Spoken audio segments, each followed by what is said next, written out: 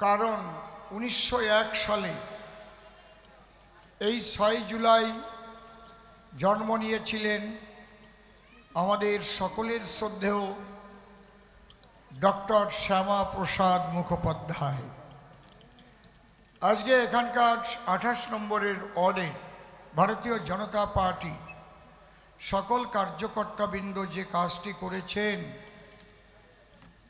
তাতে আমার ভাষা দিয়ে তাদের গুণগীতি গাওয়া, আমি যে শব্দই ব্যবহার করব তাতে কম হয়ে যাবে। ডক্টর শ্যামাপ্রসাদ মুখোপাধ্যায়ের আবক্ষ মূর্তি তারা এখানে প্রতিষ্ঠা করেছেন এবং সেই মূর্তি উদ্বোধন করতে এসেছিলেন আমাদের প্রাক্তন রাজ্য সভাপতি, তৎসঙ্গে প্রাক্তন কেন্দ্রীয় মন্ত্রী, সকলের প্রিয় শ্রদ্ধেয় সুকান্ত মজুমদার মহাশয়। আমি সবাইকে আমার আন্তরিক শ্রদ্ধা এবং গৈরিক অভিনন্দন জানিয়ে আমার কবিগানের মধ্যে আমি প্রবেশ করব। আজ আপনারা এই শুভ দিনে যে কবিগানের আয়োজন করেছেন তার জন্য আপনাদের আরেকবার শ্রদ্ধা জ্ঞাপন করছি। মূলত আজকে গান গাওয়ার মতো সময় পাওয়া যায় না। আপনাদের এখানে আসার আগে ভালো ছিল, কোনটা বাড়ালেন? আপনাদের এখানে আসার আগে আমি 7টা জায়গায় গেছি। হ্যাঁ, 7টা জায়গায় যাবার পরে তারপরে এসেছি মাইকেল নগরে। এখানে এসে যে ভালোবাসা আমি পেলাম, প্রত্যেকটা মায়েরা, মাতৃশক্তি, তারা আমাকে পুষ্প অর্পণ করে আশীর্বাদ দিলেন এবং আমার যারা যুব সম্প্রদায়, ভারতীয় জনতা পার্টির একনিষ্ঠ সৈনিক, তারাও প্রত্যেকে এসে আমাকে শ্রদ্ধাঞ্জলি জ্ঞাপন করলেন। আমার এই 51 বৎসর গানের জার্নিতে এই ঘটনা এখনো কোথাও আমি দেখিনি। এই জন্য আপনাদের আবার একটা প্রণাম জানাই, আবার শ্রদ্ধা জানাই। একবার দেয় ফুলের মালা, একবার ফুলের তোড়া, কিন্তু এ তো ফুরাই না, কোন জায়গায় গাছের গোড়া, সব জায়গা দিয়ে ছড়ানো। কি শ্যামল? এই জন্য আমি খুব আনন্দিত, স্পন্দিত। আজকে বাংলার শান্ত হয়েছে। আপনারা সবাই বুঝতে পারছেন, কোনো কারণে যদি এই 26 সালে ওই তোলামুখ নামক দলটা একবার ক্ষমতায় আসতো, এর একটা মানুষও ঘরে থাকতে পারত? ওদের লিস্ট হয়ে গেছিল কারে কারে খুন করবে, কার বাড়ি ভাঙবে, কোন কোন মায়েদের ধর্ষণ করবে, খোলামেলাই তো বলেছিল, নাকি বলে নাই? যে মুখ্যমন্ত্রী, প্রাক্তন মুখ্যমন্ত্রী বলতে পারে যে 4 তারিখের পরে বাড়ির সামনে, ঘরের সামনে লিখে রাখতে হবে আমি বিজেপি করি না, এত বড় জঘন্য কথা আজ পর্যন্ত কোনো মুখ্যমন্ত্রী বলেনি। তার মানে যদি করো তাহলে কপালে কি হবে একটু চিন্তা করো। কতটা অত্যাচার হতো। আমরা ভারত মায়ের এবং সেই মায়ের সন্তানদের, বঙ্গবাসীর সচেতনতায় আজকে বাংলায় শান্তি ফিরে পেয়েছি। আপনারাই তার হোতা, আপনারাই বাংলায় শান্তি এনেছেন।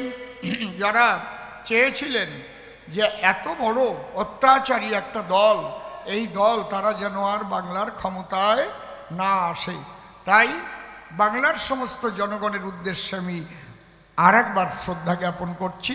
আরেকবার বলুন, ভারত মাতা কি জয়, ভারত মাতা কি জয়।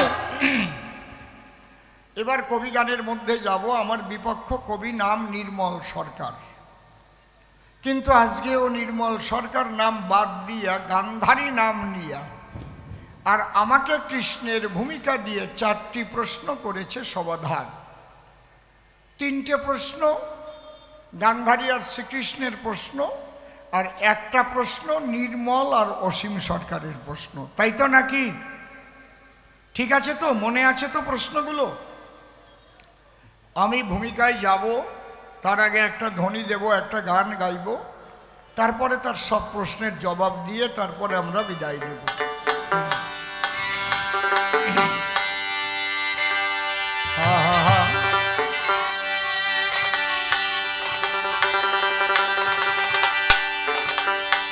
বেহালার টোনটা একটু কমবে। বেহালা চিকচিক করছে, দেখো। হ্যাঁ, টোনটা একটু কমবে, ভলিউমটা একটু বাড়বে।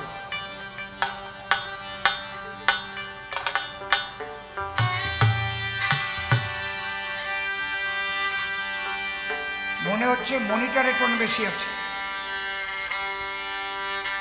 বাজাও, আর একটু ভলিউম দাও। আউটে আরো টোন কমবে। এটা বড় বক্স, আর একটু কমবে।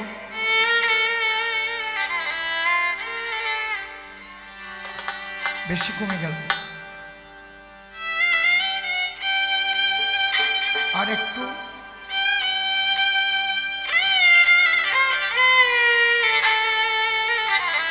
হ্যাঁ,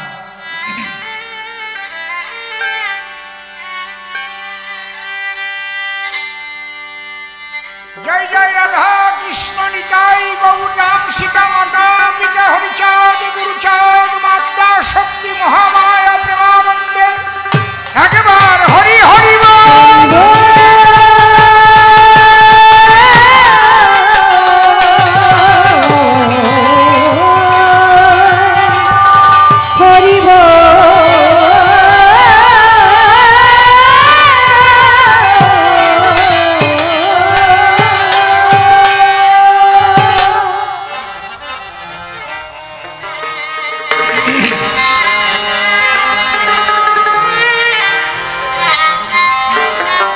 হারমোনিয়ামে মনিটরটা একটু কমবে। তিনটে প্রশ্ন কি করেছে আজকে? ভারতের মহাকাব্য মহাভারত নিয়ে আলোচনা হচ্ছে। প্রথম প্রশ্ন হচ্ছে, পাণ্ডবরা পাশা খেলায় হেরে গেল, তাদের 12 বৎসর বনবাস, 1 বৎসর অজ্ঞাতবাস হল। কবিগান শুনতে গেলে শুধু কান দিয়ে নয়, মন দিয়ে খুব ভালোভাবে না শুনলে কিন্তু বোঝা যাবে না। তারা 12টা বৎসর বনে কাটালো, কি করে অক্ষত অবস্থায় তারা বেঁচে ছিল? বনে বাঘ আছে, ভল্লুক আছে, সাপ আছে, কত হিংস্র জন্তু আছে।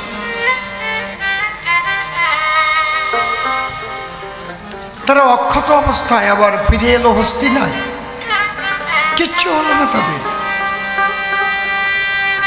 হে কৃষ্ণ পিতবাস, যখন হলো অজ্ঞাতবাস তখন ছিল লোকালয়। তাহলে লোকালয়ে তখন ছিল, কোনো অসুবিধা নেই তাদের। কিন্তু 12 বৎসর যদি একাধারে জঙ্গলে বসবাস করে, তার কোনো ক্ষতি হবে না, তার খাদ্যের টান পড়বে না। কি খাবে, কোথায় শয়ন করবে? তাহলে তারা যে বেঁচে ছিল, এটা কি ভাগ্যের গুণে নাকি তাদের কোনো কর্মের গুণে? কি সুন্দর প্রশ্ন। দ্বিতীয় প্রশ্ন করেছে,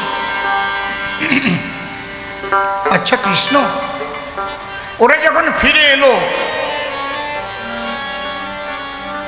যুধিষ্ঠিরের বুদ্ধি ভালোই ছিল, কারণ যুধিষ্ঠির জানতো যে এই সম্পত্তির ভাগিদার আমরা হতে পারি না, কারণ সম্পত্তির ওয়ারিশ কারা হয়?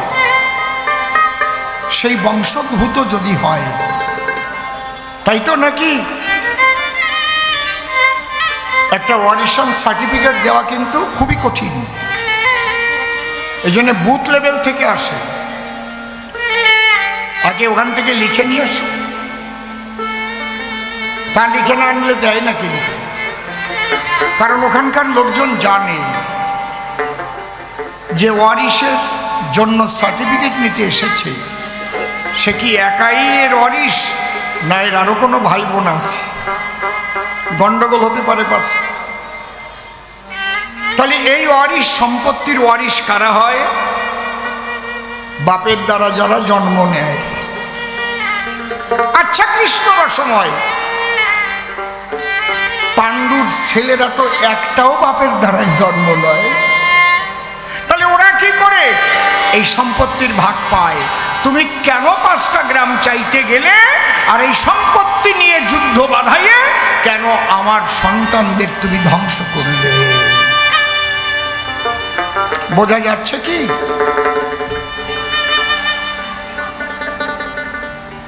তিন নম্বর প্রশ্ন করেছি, তোমাকে বলে ভগবান তোমার দৃষ্টি থাকবে সমান সমান। সূর্যের আলো যেমন সবাইকে আলো করে দান, যে দুর্নীতি করে সূর্যের আলো তার শরীরেও পড়ে, যে চাকরি চুরি করে সূর্যের আলো আলো দেয় তারে, চোর বলে তো তাকে বাদ দেয় না, দেয় কি? তোমার সৃষ্টি জল অবিকল, এই জল পান করে সবাই বেঁচে থাকে ধরণীতল। সাধুরাও জল পান করে, চোরেও পান করে, ডাকাতেও পান করে। তাহলে তোমার কাছে সবাই সমান, এটাই তো তোমার সৃষ্টির বিধান। তাহলে তুমি তোমার ব্যয়ের দল ছেড়ে, ব্যয়কে দুর্যোধন একটা পক্ষ পাণ্ডব পক্ষ সমর্থন করলে কেন? হে নবঘনশ্যাম, এতে কি হয় না তোমার ভগবানত্বের বদনাম? কোথায় থাকলো তোমার নিরপেক্ষতা? তুমি নাকি বিশ্বপিতা, বিশ্বের সবাই তোমার সন্তান। এই তিনখানা প্রশ্ন করেছে দান। তাহলে তোমার এই পক্ষপাতিত্বের তরে আজ কুরুকুল গেছে ছাড়ে খানে, তুমি এটা করলে কিসের তরে? চতুর্থ প্রশ্ন করেছে দান, না ধরিয়া মহাভারত খান, নির্মল এসে রসাভাসে অসীম সরকারের পাশে দিয়েছে সেই প্রশ্ন খান, যে গুরুদেব তোমার কাছে শুনতে চাই, এই যে 6 জুলাই ডক্টর শ্যামাপ্রসাদ মুখোপাধ্যায়ের 125তম জন্ম জয়ন্তী পালিত হচ্ছে সারা ভারত ভরে, কারণটা কি? এই মানুষটা কে ছিল, কেন তার এত কদর হলো, একটু আমার কাছে খুলে বলো। এইবার ভালো করে যদি প্রশ্ন না বোঝেন তাহলে জবাব কি করে নেবেন? জবাবে যদি অভাব থাকে একটু বলবেন আমাকে, এইটা বুঝতে পারলাম না। কি যেন একটা গল্প বলল, ও সংক্ষিপ্ত চিঠি। পূজনীয় বাবা, নাই টাকা পকেট ফাঁকা, ইতি তোমার খোকা। আর বাবা নাকি বলেছে, স্নেহের দুলাল গুদামপুরে সাপ করো মাপ, ইতি তোমার বাপ। বাবা একটা কথা বলি, কারণ তুমি নির্মল হয়ে পরে প্রশ্ন করে তো গল্প দিয়েছো, ওই জন্য বাবা বললাম। গান্ধারীকে তোর বাবা বলা যায় না, মা ওই বা। সবসময় ওইভাবে ছোট করে লিখলে বা ছোট করে বললে তাতে ভালো হয় না, তার মধ্যে দিয়ে একটা মাধুর্য থাকতে হয়। কদর্য হয়ে গেলে কিন্তু সেটা বেদনাদায়ক হয়। 2 বন্ধু বিয়ে করেছে, এক বন্ধুর বউ খুব ভালোবাসে, সবসময় ছোট বললে ঠিক হয় না। 2 বন্ধু পার্কে গেছে, পার্কে গিয়ে তো গল্প হয়, কিরে তোর বউটা কেমন রে? শ্বশুর বাড়ি শালি আছে তো, শালি আধা ঘর বালি। বলে হ্যাঁ আমার 3টে শালি। তোর বউ কেমন ভালোবাসে? সে কথা বলিস না, আমি যখন যাই গৃহবাসে বউ যে আমাকে কত ভালোবাসে ওটা ভাষা দিয়ে বলা যাবে না। দারুণ ভালোবাসে, অসম্ভব ভালোবাসে, ভীষণ ভালোবাসে, ভালোবাসার উপর দিয়েও বাসে। ওই বন্ধু বলছে তোর বউ আর তোর শালি কয়টা? বলে আমি কপাল পোড়া, এক বাবার এক মেয়ে আমার সঙ্গে দিয়েছে বিয়ে, একটাও শালি নাই। বলে না। তোর বউ তোকে ভালোবাসে কেমন? তা যদি তুই শুনতি, আমি একদিন শুধু বলেছিলাম দেখো গরমে আমার বোতামটা খুলতে পারছি না, এসে বোতাম ধরে টান দিয়ে জামা মাঝখানে 1 বিঘা ছিঁড়ে ফেলেছে। সময় মতো খেতে দেয় না, আমার দিকে একটু তাকায় না। বলে শোন, বউকে ভালো না বাসলে কি বউয়ের ভালোবাসা পাওয়া যায়? তোর স্ত্রীর নাম ধরে তুই ডাকিস নিশ্চয়ই, নামটা একটু ছোট করে ডাকতে হয় জানিস তো। কীরকম? বলে আমার বউয়ের নাম হচ্ছে সুচিত্রা। আমি কখনো বড় নাম বলি না, আমি বলি শুনছ সুচি, কোথায় গেলে সুচি? কত প্রেম, কত ভালোবাসা ছোট ডাকের মধ্যে। কারো স্ত্রীর নাম মধুমিতা, দেখবেন মধু, কোথায় গেলে মধু? কেউ বলে শুনছ মিতা, বলে না অত বড় নাম বললি প্রেম হয় নাকি? এখন ও ভাবছে তাহলে আমার তো ছোট করে ডাকতে হবে। ও বাড়ি যে ছোট করে ডাক দিয়ে ঝাঁটার বাড়ি খেয়ে পরের দিন আসছে। বাড়ির চোটে গেছে এই জায়গা দিয়ে কেটে, কয় তোর অবস্থা কি? কয় তোর জন্যই তো, এই ছোট করতে বলেছিস। কিরকম? কয় তোর বউয়ের নাম তো সুচিত্রা, তুই সুচি বলেছিস, তুই ভালোবাসা পেয়েছিস। আর আমার বউয়ের নাম বিচিত্রা, আমি গিয়ে ডাক দিছি ও বিসি। আমার বউ কয় আয় তোরে শেষি। সব সময় ছোট করলে কি সম্মান পাওয়া যায়? আপনারা কি বলেন, পাওয়া যায়? যদি একটু বুদ্ধি খাটাতো তাহলে বিসি বাদ দিয়ে বি বাদ দিয়ে বললেই হতো চিত্রা, শুনছো বিচিত্রা, বি বাদ দিলেই নাকি? এটা হচ্ছে বুদ্ধির অভাব, বোঝে না। তবে শোনো, ও যার যার নিজের দোষে সেই দোষী,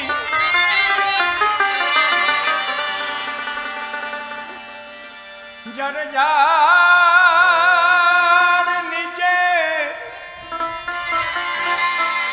নিজের দোষে, নোট ঠিক মতো লাগায় সবাই, যার যার নিজের দোষে সেই দোষী, দোষী নহে ভগবান। ভগবান টিনারটা একটু কমবে, অসাবধানে রাখলি রে তো, বেশি কমাবেন না।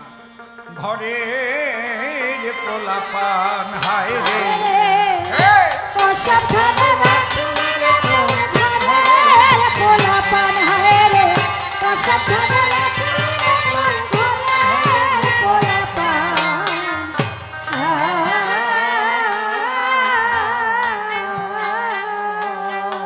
যার যার নিজের দোষে সেই দোষী, নিজের দোষে সেই দোষী, নিজের দোষে সেই দোষী, দোষী নহে ভগবান। অসাবধানে রাখলি রে তো, ঘরে পোলাপান হায় রে, অসাবধানে রাখলি রে তো, ঘরে পোলাপান। ব্যাটারি আসো তো,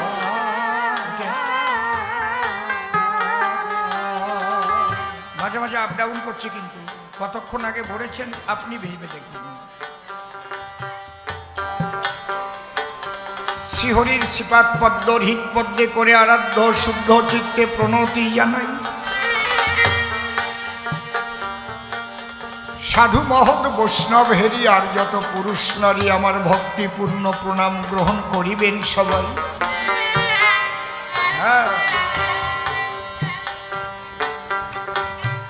মনরে একবার হরি বল, এ নাম দুধ বলের বল, নাম বিনে কি আছে বলে ভব সংসারে।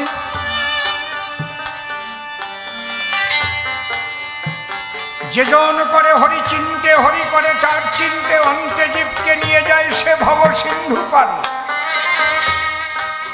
তাই বলি মনে রসনা তেজে বিষয়ে বাসনা, কেলে সোনার উপাসনা করো সার। ওই যে হরি দীনবন্ধু পাইলে তার কৃপা বিন্দু, ভব সিন্ধু সেদিন হবি পার। মনশিক্ষা করে শেষ বক্তব্য করিব পেশ, সবিশেষ সবার মধ্যে জানাই নিবেদন। মাইকেল নগরে কবি গান জীবনের নূতন অনুষ্ঠান, আমাকে নূতনভাবে করেছেন নিমন্ত্রণ।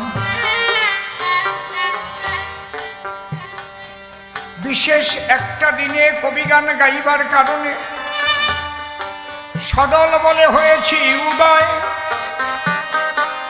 তাই আয়োজক বৃন্দ যারা আমার শ্রদ্ধা গ্রহণ করুন তারা।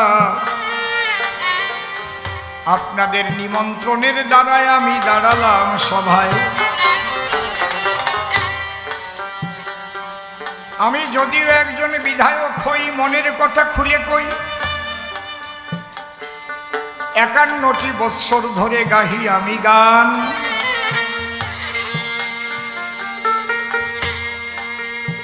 এই গান গেয়ে গেয়ে ভারতের বাইরে গিয়ে বিভিন্ন দেশে পেয়েছি সম্মান।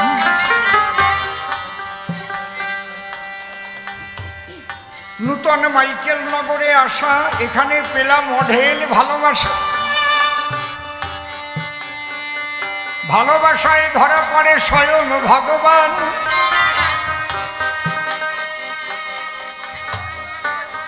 রামকৃষ্ণ ভট্ট যিনি, অত্যন্ত সহজ সরল মানুষ তিনি, কতবার যে তার উপরে করেছে আঘাত দান।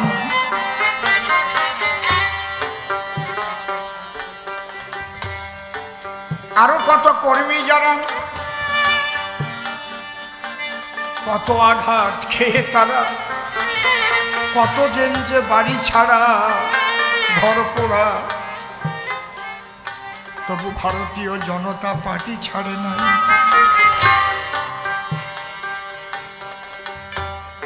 কোন প্রলোভনের বশে যায় নাই দুর্নীতিবাজদের পাশে। আজ তাদের সেই লড়াইয়ের কারণে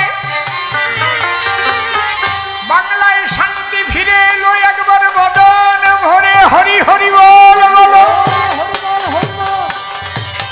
আমি শ্রদ্ধা জানাই তাহাদের চরণে।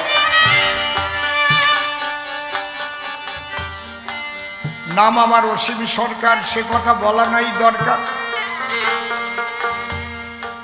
বাঙালিরা জানে সর্বজন,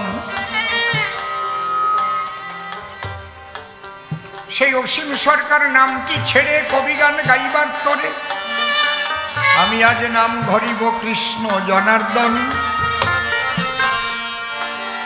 বিপক্ষের কবি যিনি গান্ধারী জননী, তিনখানা প্রশ্ন তিনি করেছেন অর্পণ।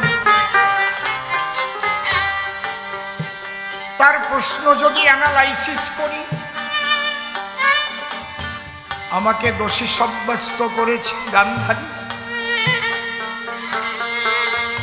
কুরু বংশের ধ্বংসের নায়ক বুঝি কৃষ্ণ ভগবান। আসলে কিন্তু তা নয়, কর্মে ভাগ্য সৃষ্টি হয়। আমি সমাধান দিচ্ছি গেয়ে একখান গান। যার যার নিজের দোষে সেই দোষী, নিজের দোষে সেই দোষী, দোষী নহে ভগবান।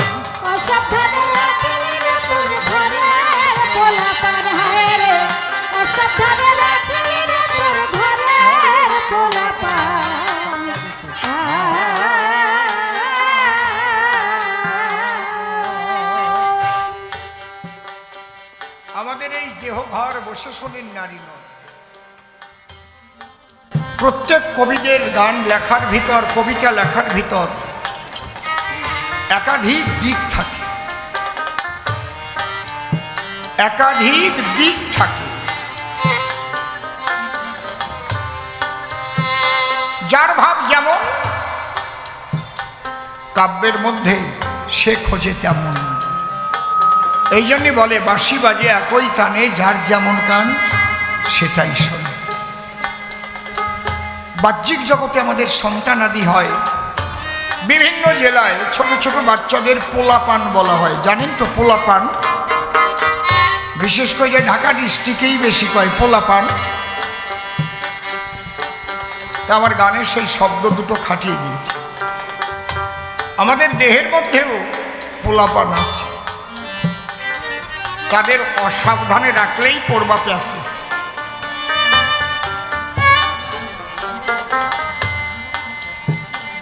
দেহের মধ্যে আছে মন, অদৃশ্য, দেখা যায় না কখনো।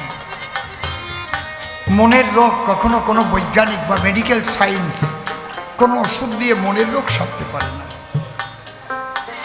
এই মনের দুটো স্ত্রী, একজনের নাম সুমতি, একজনের নাম কুমতি। দেহ কেটে ফেললেও কিন্তু এদের খুঁজে পাবেন না, কিন্তু অনুভব হবে। সুমতি সুপথে মনটাকে পরিচালনা করবে, আর কুমতি সবসময় কুদিকে টানবে। এই কুমতির আছে 6টা ছেলে, কাম, ক্রোধ, লোভ, মোহ, মদ, মাৎসর্য। আর সুমতির 3টি ছেলে, 1টি মেয়ে। কি কি? জ্ঞান, বিবেক, বৈরাগ্য, আর মেয়েটার নাম ভক্তি।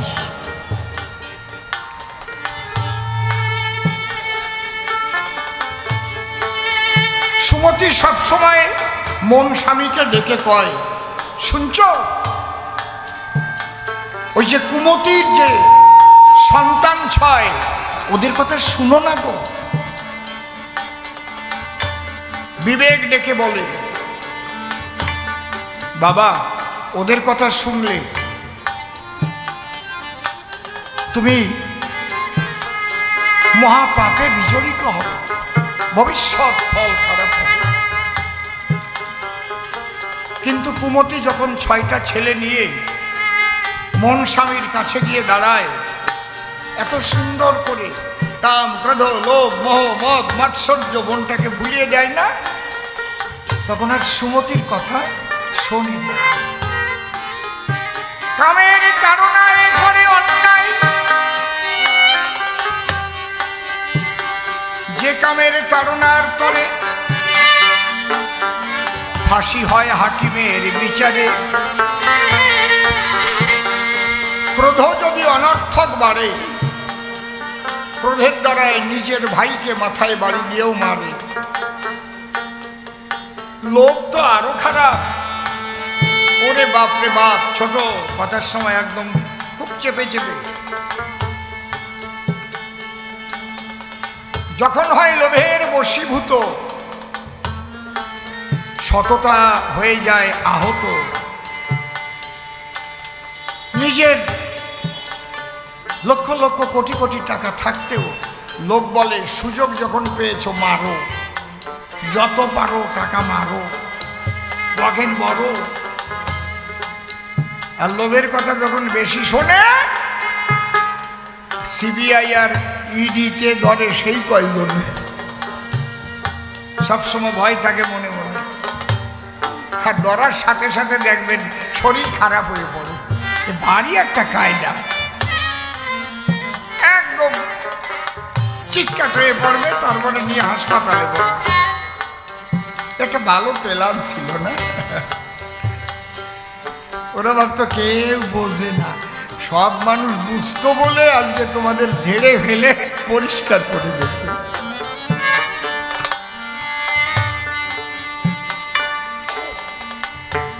মা গান্ধারী, তোমার সন্তানদের লোভ, লালসা, কাম, ক্রোধ ছিল ভাগ্য। ভাগ্য ওই আকাশ থেকে পড়ে না কখন, কর্মের দ্বারাই হয় ভাগ্য গঠন। 6টি ছেলে আছে রে তোর, বড়ই বেয়াক্কেল, যাতে হয় ঘরের সর্বনাশ, তাতেই বেশি মেল। তাতেই বেশি মেল।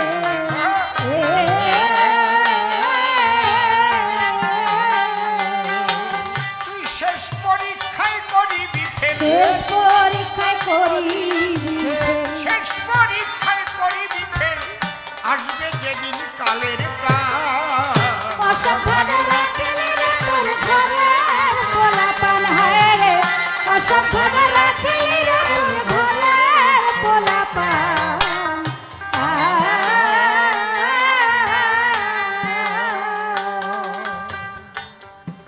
তোর বড় ছেলে চঞ্চল বেশি, অঞ্চলে তার নাম, সকল গর্ব খর্ব করে নামটি তাহার কাম।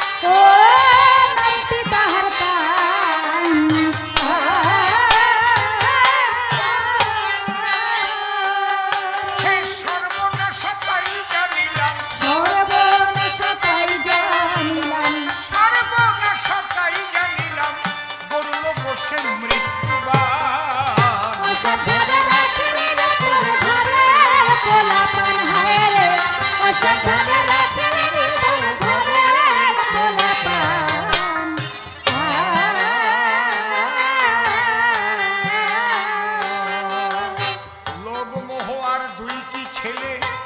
মদার মাৎসর্য, পাড়ার লোকে বলে এদের স্বভাব কদর্য। ও স্বভাব কদর্য, ও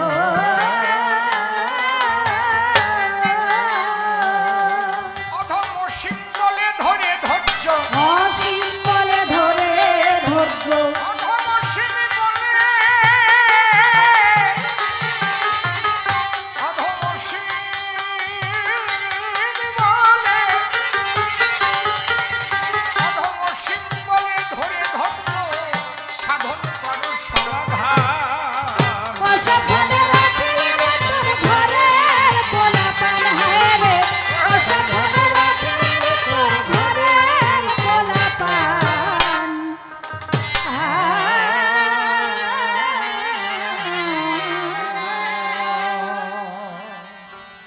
চরণে করি নিবেদন, নীরব থাকবেন সর্বজন।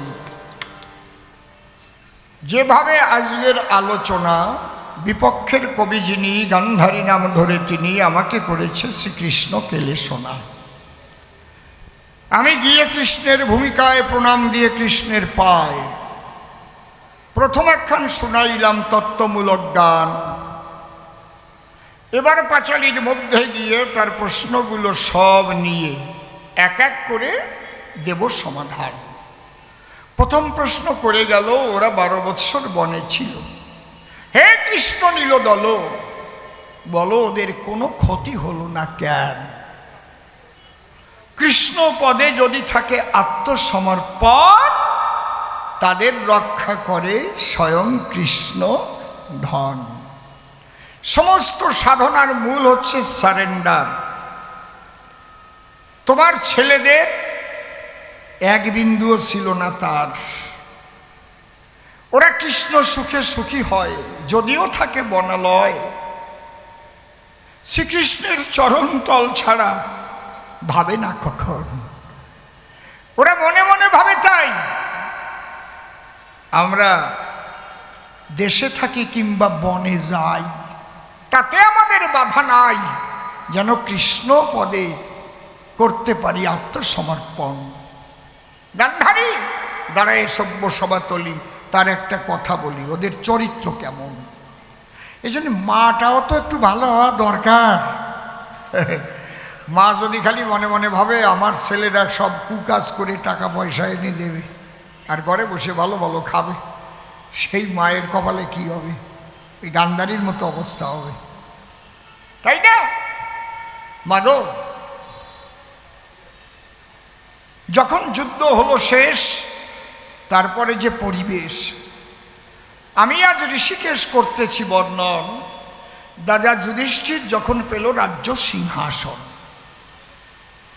সিংহাসনে ছিল বসে, আমি গেলাম কুন্তির পাশে, গিয়ে ডাক দিয়ে কহিলাম তখন, পিসিমা। কুন্তি আমার পিসিমা হয়, আমি দেই পরিচয়, এ তো আপনাদেরও অজানা না।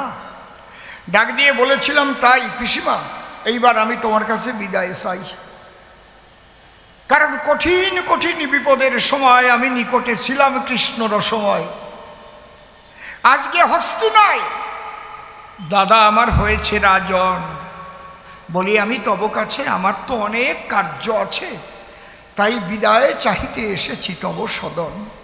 মা, আসি মা। বলে কেন? আমি বললাম, কেন বুঝতে পারছো না? শোনো, এখন তো আর নাই কোনো ভয়। আগে যখন ছিলে বনালয়, কত পড়তে সমস্যায়, সমস্যা থেকে আমি করতাম নিরসন, মনে নাই? একবার দূর্বাসা ঋষি যিনি কত বিপদে পড়েছিলেন তিনি, আমি বাঁচিয়েছিলাম কৃষ্ণ চিন্তাবনী। সমস্ত বিপদ থেকে রক্ষা করি আমি স্বয়ং হরি। কুরুক্ষেত্রে হলো যে রণ, আমি নিজে ছিলাম পার্থ সারথী, আমি কৃষ্ণ জগৎপতি, সঙ্গে আমি ছিলাম সর্বক্ষণ। কেন ছিলাম? অপিসিমা, যেদিন যুদ্ধ বাঁধে বাঁধে, সেদিন যুধিষ্ঠির ডেকে বলেছিল, হে কৃষ্ণ কালাচাঁদে, আজ একটা মিটিং আছে, তুমি একটু মিটিংয়ে উপস্থিত থাকবা নারায়ণ। যখন সবাই মিলে মিটিং করে, আমি গেলাম মিটিংয়ের ভিতরে। করজোড়ে আমাকে প্রণাম করিয়াওয়ার পর বসবার জন্য আসন দিল। মনে করে দেখা ভালো কি নিয়ে আলোচনা ছিল, যে অর্জুনের রথের সারথি থাকবে কোনজন। হ্যালো, বেশি কমে গেল না? হাতের মাপটা একটু ঠিক রাখবেন, 1 চুল 2 চুল।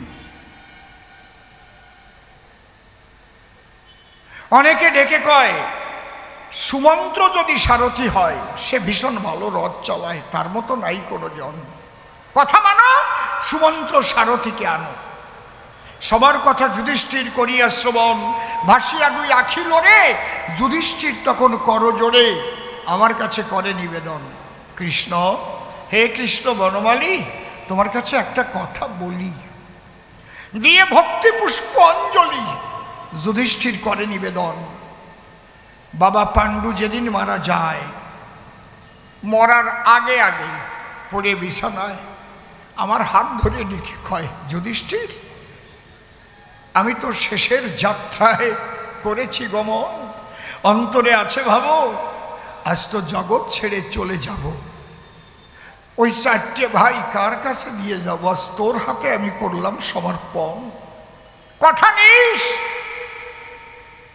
এই ভাইয়েদের প্রতি শুধু দাদা নয়, পিতার মতো কর্তব্য পালন করিস। ওরা যেন বোঝে না আমাদের বাবা বেঁচে নাই, তুই এদের বড় ভাই, পিতার মতো কর্তব্য করিবি পালন। সেদিন বাবার হাত ধরে বলেছিলাম বাবার ধারে, বাবা আমি বেঁচে থাকলে পরে 4 ভাই কষ্ট পাবে না কখন। হে কৃষ্ণ কমলাক্ষী, তোমার কাছে বলি ডাকি, সম্মুখে বিরাট একটা যুদ্ধ দেখি। এই যুদ্ধে অবতীর্ণ হবে ফাল্গুনী, জানে সর্বজন। তবে মনে করি ভাবো না আমি এদের অন্য কারো হাতে তুলে দেব না, আমি তব পদে এদের করি সমর্পণ। হে অগতির গতি বিশ্বপতি, তুমি হও অর্জুনের রথের সারথি। শুধু কাষ্ঠ রথ নয়, দেহরথের সারথি হয়ে তার দেহরথে করো উপবেশন। আত্মসমর্পণ, সারেন্ডার। ধরো আমার কথা ধরো, তুমি যদি এদের দায়িত্ব পালন করো, গ্রহণ করো, তবেই যুদ্ধে পাঠাবো, তাই না হলে পাঠাবো না কখন। মনে করি ভাবো না যুদ্ধে আমরা যাব না, তার চাইতে বনবাসে গিয়ে ভিক্ষা করে করে তাই নিয়ে করব জীবন যাপন। এই গান্ধারী, ভালো করে শ্রবণ করি, একটু নিজের মধ্যে নিজে করো বিশ্লেষণ।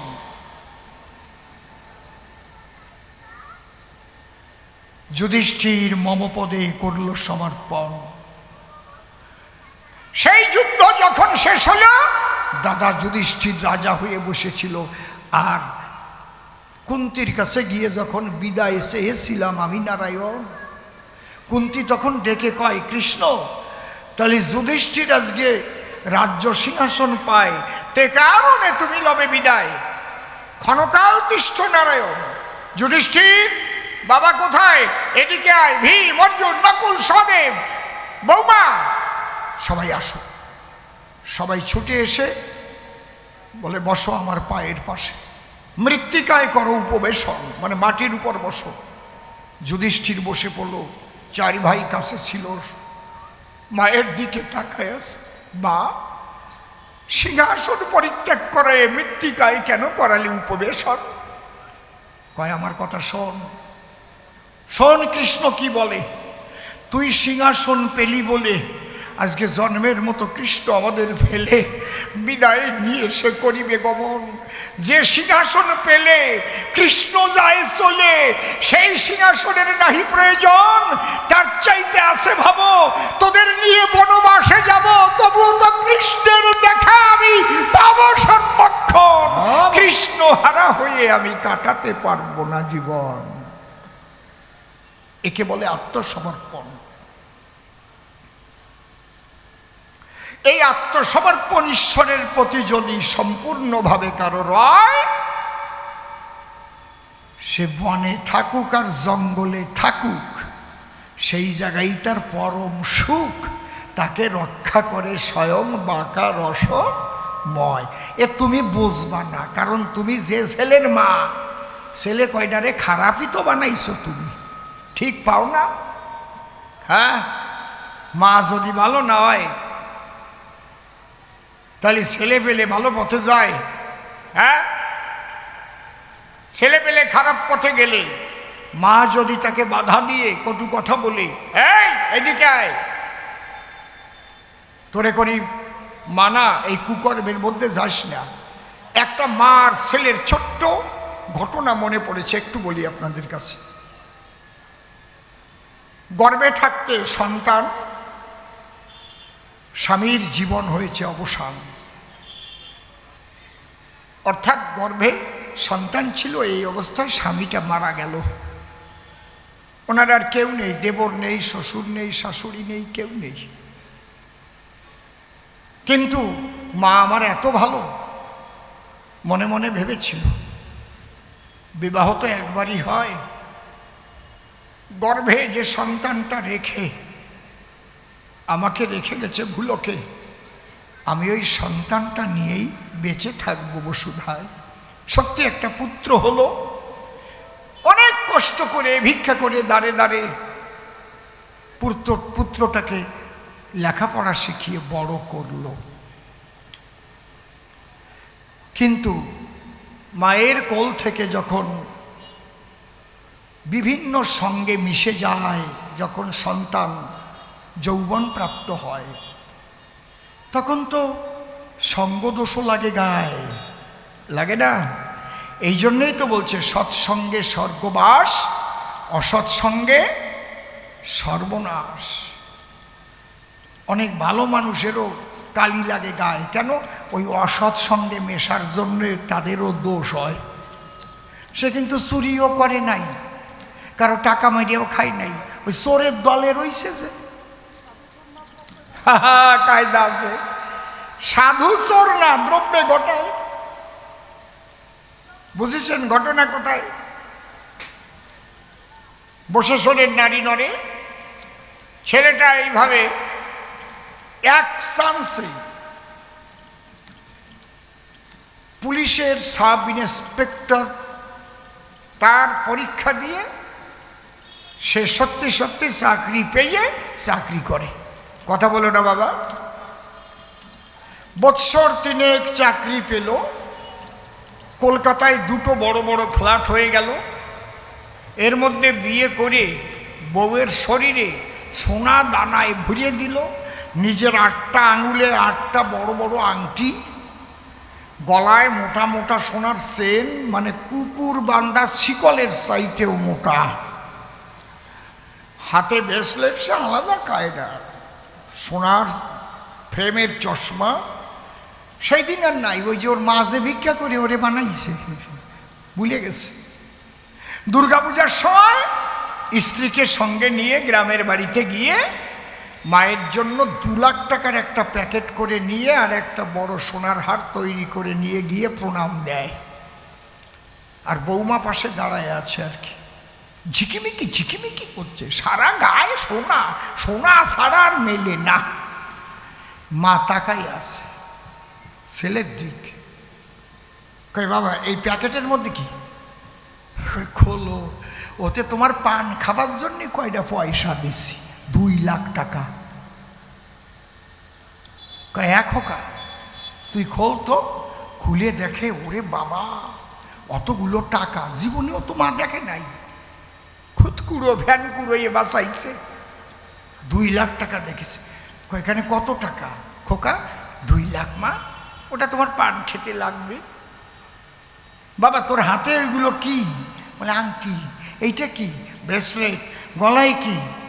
বোঝন না, চেন চেন সোনার। বৌমার সারা গায়ে, বলে তুমি কিচ্ছু বুঝো না। চাকরি পাইছিস কতদিন? ও সব শুনতে যেও না, ফ্ল্যাটও কিনেছি 2টো, জানো, একদম লেক টাউনের পাশে, একটা 1.5 কোটি টাকা করে দাম। তাই নাকি? তো চাকরি পাইছিস কতদিন? কয় 3 বছর। বেতন পাইস কত? কায়দা আছে। খালি নেতাকে ধরলে হবে না, পুলিশ অফিসারগুলোর দিকেও তাকাতে হবে। এদের আগে কি ছিল আর এখন কি হলো, কি আপনারা কি কন? ঠিক তো? তাহলে দুর্নীতিবাজদের সঙ্গ দিতে ভয় পাবে যে আমারও তো একদিন কপালে হবে। 3 বছরের 2টো ফ্ল্যাট করেছিস, গা ভরা সোনা পরেছিস, বৌমার তো সোনা ছাড়া শাড়ি দেখা যায় না। এত টাকা পেলি কোন জায়গায়? বেতন কয় টাকা? মা বেতন আর কত, বেতনে ধরা লাগে না, বেতন টেতন জানো না তো আমার পোস্টিং কোন জায়গায়?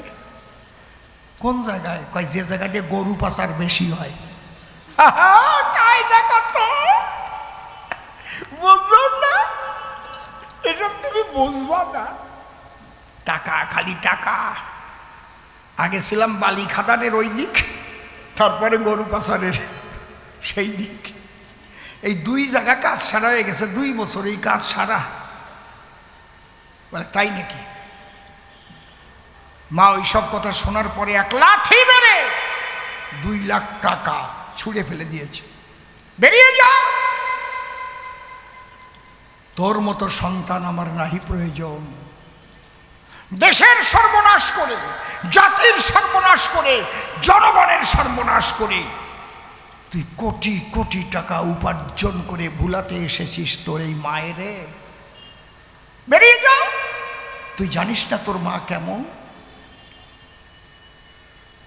আমি বেঁচে আছি কি তোর জন্য? আমি গ্রহণ করব ভিক্ষান্ন, তবুও তোর পিতার আদর্শ থেকে একটুও নড়াবো না জীবন।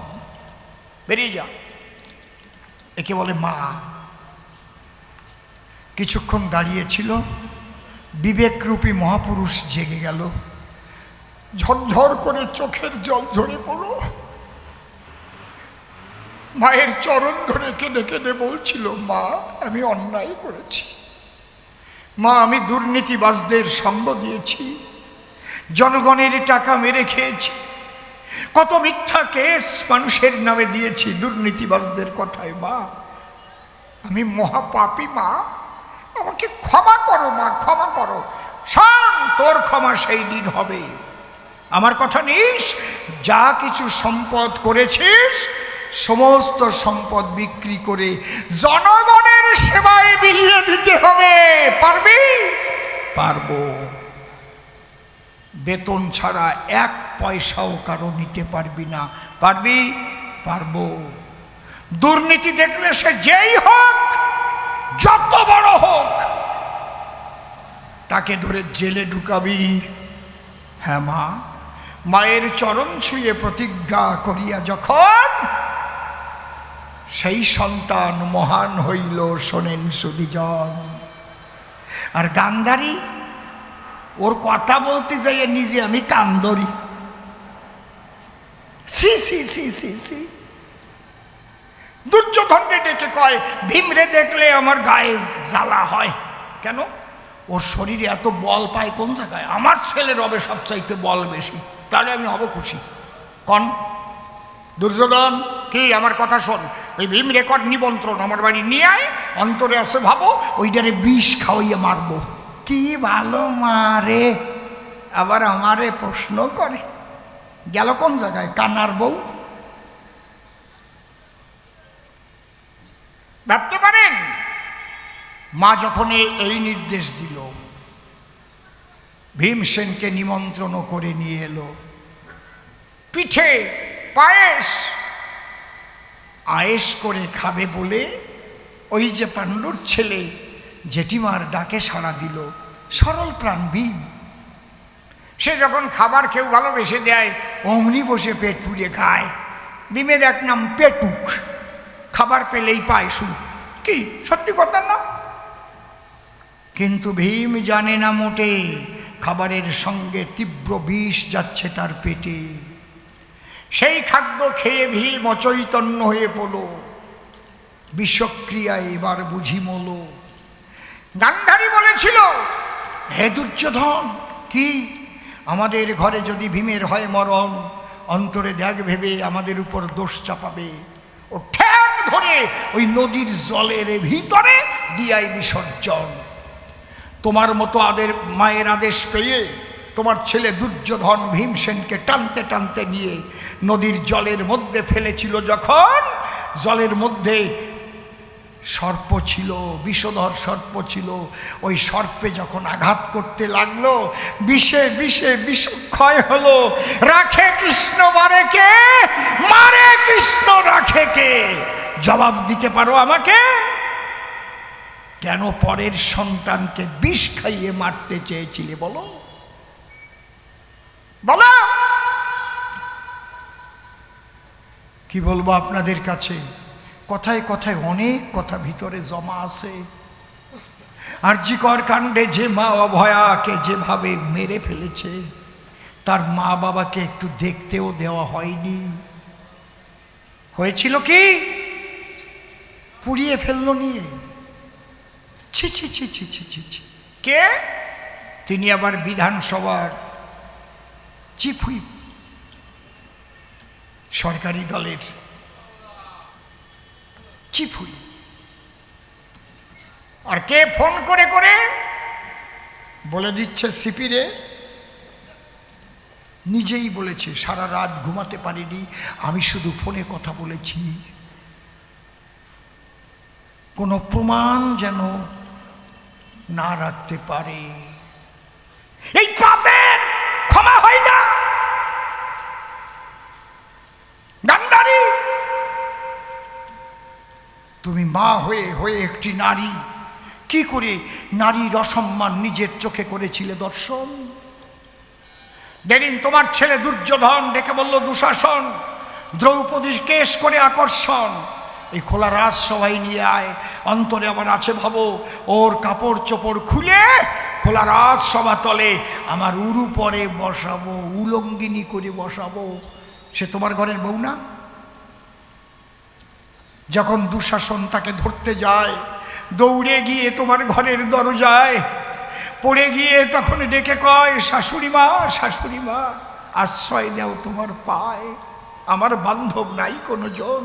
ওই দেখো তোমার ছেলে ধরিয়া আমায় চুলে খোলা রাজসভায় বসন খুলে উলঙ্গিনী করিবে এখন।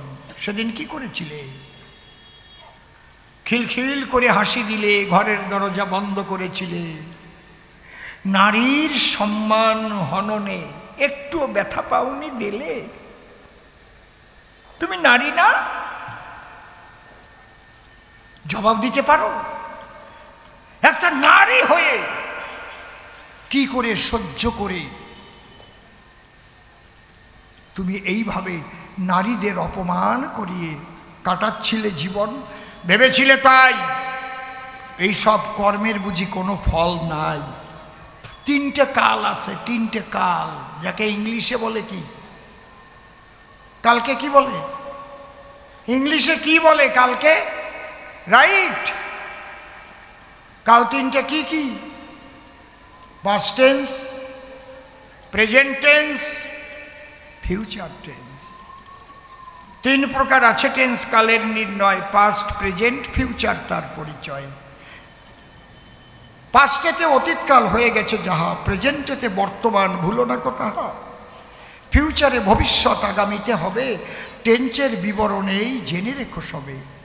প্রত্যেক টেন্সের ফর্ম আছে চারটি প্রকার, ভুলিলে বিপদ ভারী এদেরই আকার। Indefinite, continuous, perfect sorry, perfect continuous নিয়ে চার প্রকার ধরি। 3 গুণে 4 কত কি হলো ভাবিয়া, টেন্সের 12 ফর্ম শেখো মন দিয়া। বর্তমান তুমি খুব শক্তিমান, তাই না? দলের শক্তি, নিজের শরীরের বলের শক্তি, পিস্তলের শক্তি, বন্দুকের শক্তি, বোমের শক্তি, তাই না? পুলিশ তোমার হাতের পুতুল, তুমি যা বলবে তাই, কারণ তুমি ক্ষমতায় আছো বলে যা ইচ্ছা তাই করবে ধরণী তলে। বর্তমান করতে পারো, ভবিষ্যৎ বলে একটা কাল আছে, ভবিষ্যতে পাবে না রেহাই। সাবধান, এই জন্যে সাধুরা বলে সাধু সাবধান, ফের কহিও সাধু করো অবধান। এত সোজা না। শক্তি যখন মানুষ হাতে পায়, ভবিষ্যতের চিন্তা না করে বসে শোনেন নারী নরে যখন মানুষ, তখন সেই শক্তি করে অপব্যয়, কুপথে কুকার্যে করে ব্যয়। অন্তরে করুন ধারণা, ভবিষ্যৎকাল তাকে ক্ষমা করে না। তার প্রমাণ পেলেন ২৬ সালে এই বাংলায়, হাতে নাতে প্রমাণ। অন্তরে করবেন ধারণা। ওই রকম কাজ কিন্তু আপনারাও করলে রেহাই পাবেন না। কাল কখনো কাউকে ক্ষমা করে না। সাবধান, সাবধান। যে কাজ করিয়া চোরেরা হইল বিসর্জন, সেই কাজ তোমরা সবাই করিয়া বর্জন। মানুষের সঙ্গে থেকে মানুষকে ভালোবাসো, মানুষের কাছে সদা তুমি আসো। মানুষের দুঃখ কষ্ট করিতে মোচন, উৎসর্গ করো তোমার মানব জীবন। এ গান্ধারী, ভবিষ্যৎকালের কথা চিন্তা করি, তোমরা কর্ম করনি কখন? পাণ্ডবের সন্তান যারা কৃষ্ণপদে আত্মসমর্পণ করে, তারা সৎ কাজের মধ্যে কাটাইছে জীবন। এই জন্যে আমি স্বয়ং দয়াল হরি, ওদের আমি রক্ষা করি। রাখে কৃষ্ণ মারে কে, মারে কৃষ্ণ রাখে কে, শুনেন সুধীজন। আর একখানা প্রশ্নদান করে গেছে সভাস্থান, ওরা তো নয় পাণ্ডুর সন্তান, তাহলে ওয়ারিশন কি করে ওরা সম্পত্তি পায়? ওরা তো ওয়ারিশ নয়। শোনো, মা ওই মা হও তো, তুমি এখনো আইন জানো না। 5 প্রকারের সন্তান সম্পত্তির ভাগ পায়। আজকে শুনে লও মা, বুঝাচ্ছি তোমায়, তুমি কেন অনেকেই জানে না। আজকে শুনে আলোচনা ফুটবে সেই জ্ঞান। 5 প্রকারের সন্তান সম্পত্তির ভাগ পায়। একটা হচ্ছে আত্মজ, অর্থাৎ আমার ঔরসে,